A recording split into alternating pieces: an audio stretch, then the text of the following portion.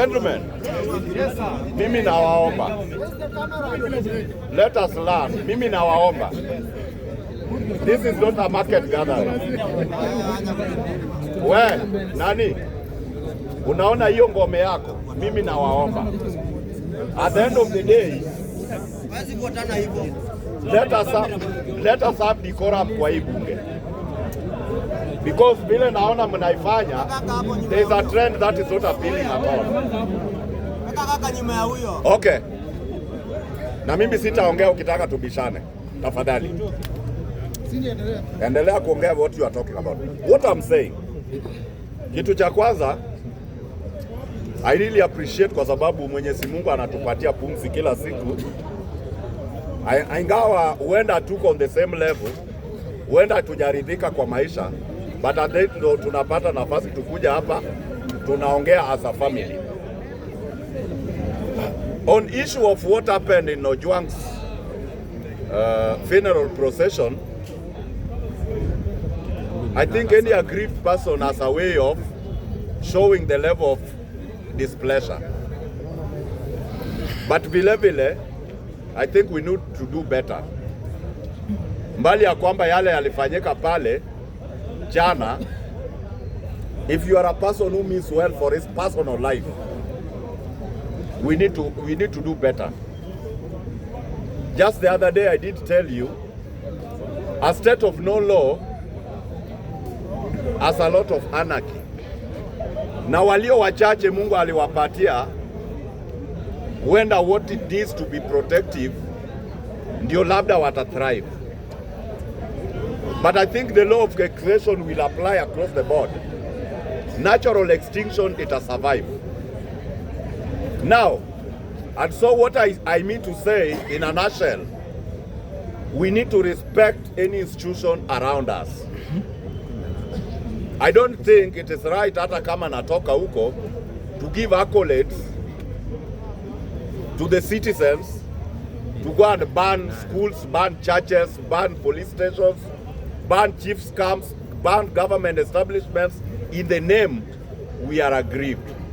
Because at the end of the day, two wrongs do not make a right.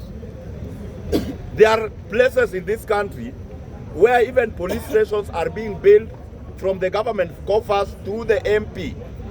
What the government offers for them is the personnel.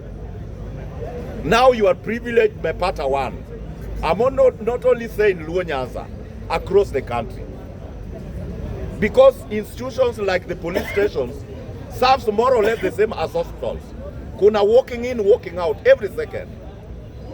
So nikiwa nimekwaswa, then I gonna ban that institution.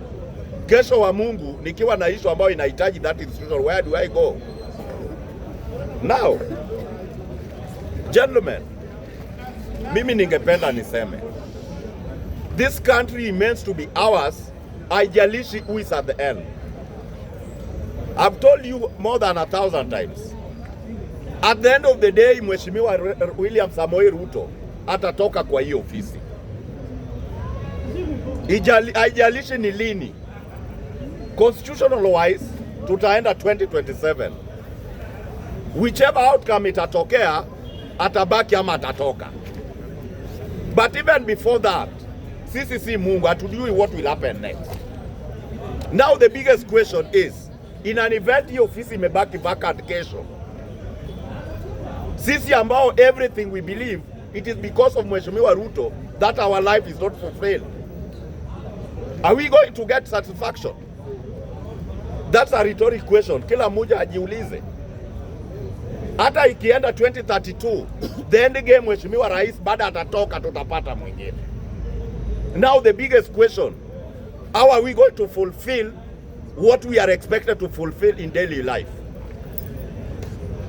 Sometimes when we talk, tutoe utoto kwa vitu zetu because we do not longer have kids here. Now Social Justice Movement Forum is not about some individual funding it. To an extent, when a supporter of the opposition is talking, you heckle him. When a proponent of the government is talking, you make noise. I don't think we are having that point. Now mimi ningependa niwaambie, It reaches a time, like I always want to revise history to propel myself forward. Beware. Beware. Whenever somebody is telling you, we are in unison, let us achieve this. As a person, interrogate the concept, let it have your personal discussion, then ufanye verification.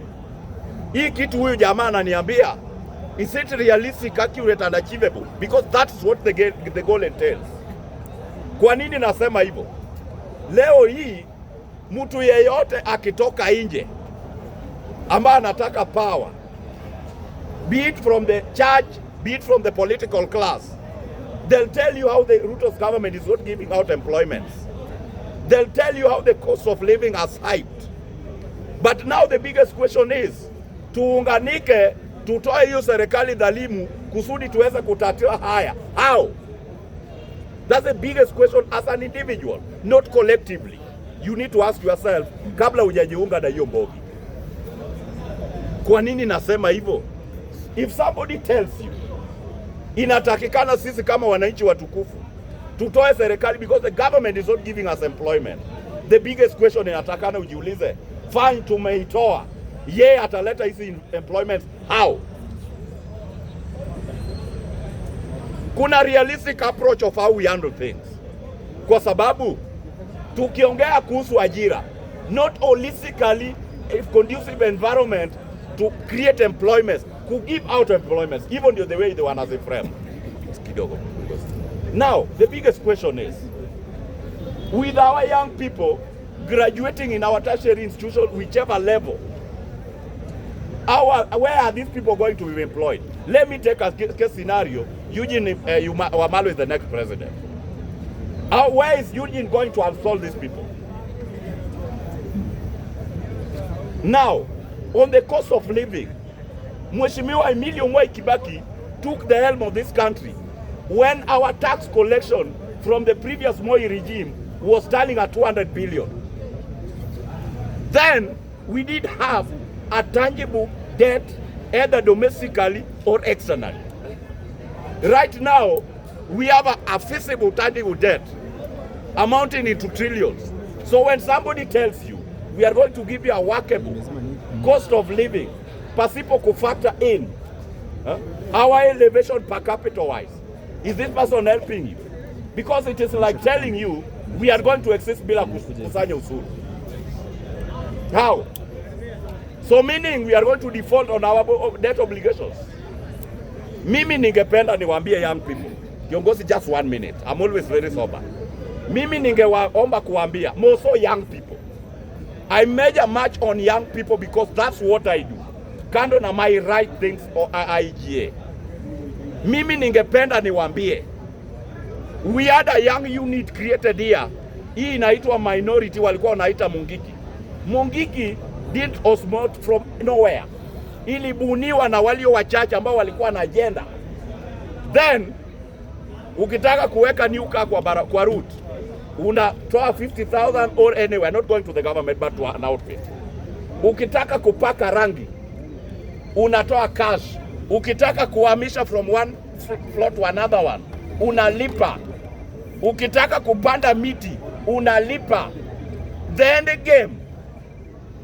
end game ilikuja ikakula wenye walikuwa wana participate. That's the kind of culture we are inculcating. Because let me tell you, Ruto ataenda, yule ataingia, bado vijana watahitaji those employments walikuwa wameahidiwa na itawaka. Bado mtataka muishi bila kulipa ushuru, hii mnasema serikali ya Ruto ni dhalimu, haitawaka. The end game tutawana. Mimi ningependa niwaambie mwisho, if it has to be, it is up to you. Picketing, let Esther Passaris and her colleagues in parliament knows chapter 4 can never be amended pasipo sisi kuenda kwa referendum. Let them take care of our institutions and our laws, social setups, concept papers, and in the bylaws, the penal code, ziheshimiwe hivyo. What Kenyans need is moral evaluation and upgrading. Lazima tuwe na latitude of how we run this country from individual basis, not collectively. But mwisho, Mr. Speaker, if they think kwamba kutuambia serikali is the enemy, we know where the enemy is. Na kama wanataka tutajiunga na young people and we'll tell them the truth. It is not feasible. Mtu ana watoto wawili, amefuga dogi 10 German Shepherd, wanakula 20,000 every day, and a young person hana kazi na anamwambia huna kazi. Kama ni ngumu, tutaganya hizo mali zao. Watu waanze afresh, ndio mtu asimwambie mwingine huyu ndiye anawadhalimu. I think we need to bring this country the right way. Mtu anafanya kazi kama procurement officer, mshahara yake hata ifiki hata nini 100,000, and this guy is having a net worth of 300 million. Ametoa wapi? Ukikuja huku anatuambia eti serikali na wako ndani ya hiyo serikali. Mali tunaenda going forward because hatuko tayari hii Kenya iende iwe paria state. Mali tunaelekea, kama watabadilisha hizo mali zao ndio tutachukua, tuanze afresh. Thank you.